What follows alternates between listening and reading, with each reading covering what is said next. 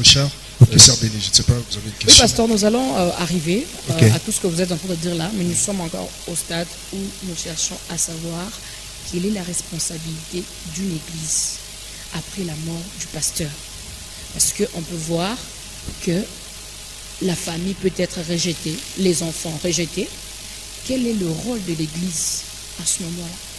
Oui, dans ce que je venais de lire ici, Frère Branham, bien que nous faisons la course au temps ou à la montre, si vous avez fait attention, la réponse était déjà là.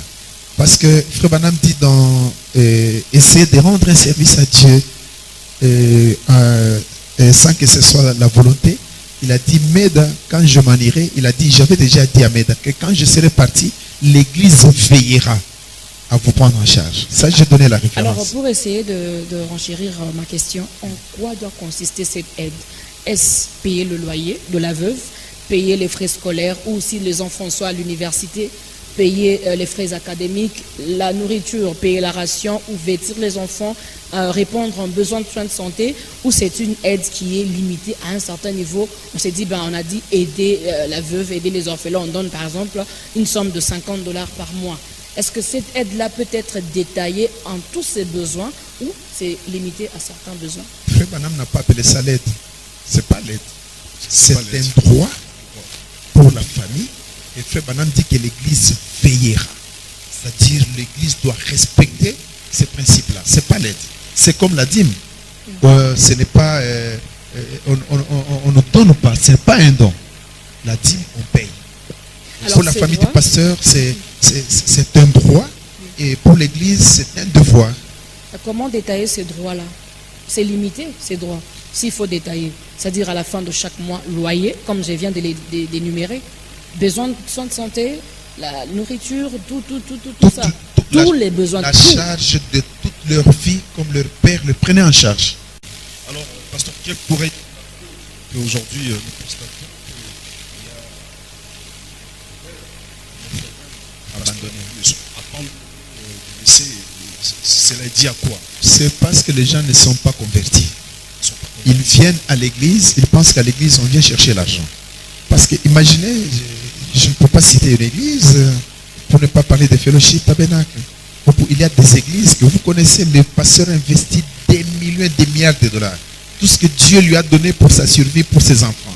Qu'il pouvait ouvrir des grandes entreprises qui existeraient des siècles et des siècles. Mais il a investi tout ça pour l'église.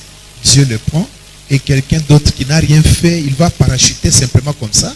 Parce que dans Christ est révélé dans sa propre parole. Frère Branham dit que le diable enverra quelqu'un, il va essayer de se familiariser et il aura même une place dans l'église. Il arrive là-bas, non, nous sommes du message, non, vous voyez ce que nous faisons ici, tout ça. Et puis il va désorienter les gens comme ça, et puis il change tout. Non, Frère Branham dit c'est pas ça. Dans Humilie-toi, et il a dit au groupe qui était avec les frères Bosé, qui sont sortis d'une église, parce que cette église commençait à basculer dans la dénomination. Frère Branham dit, trouvez un pasteur qui ne sera pas un dictateur, quelqu'un qui ne viendra pas chambarder les choses. Alors, nous voulons savoir si, et les orphelins, nous voulons savoir si c'est disons, quelle solution pour la famille. D'abord, la première solution, c'est Dieu. Dieu a dit, je n'ai jamais vu le juste abandonné, ni sa postérité mendier le pain.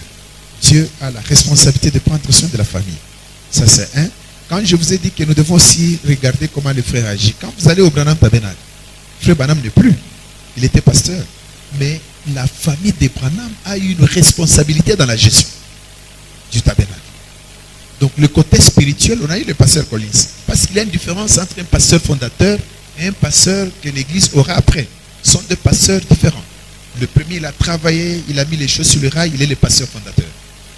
Mais l'autre, lui, il vient parce que l'église doit continuer de le nourrir avec la parole. C'est différent. Ce pasteur-là n'aura pas la même autorité, les mêmes prérogatives que le pasteur qui a fondé l'église. C'est différent.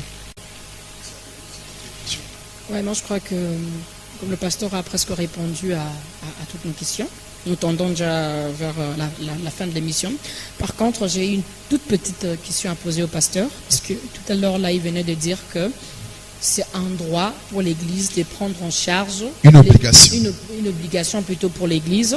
C'est une obligation pour l'Église de prendre en charge la veuve et les orphelins après le départ du pasteur titulaire.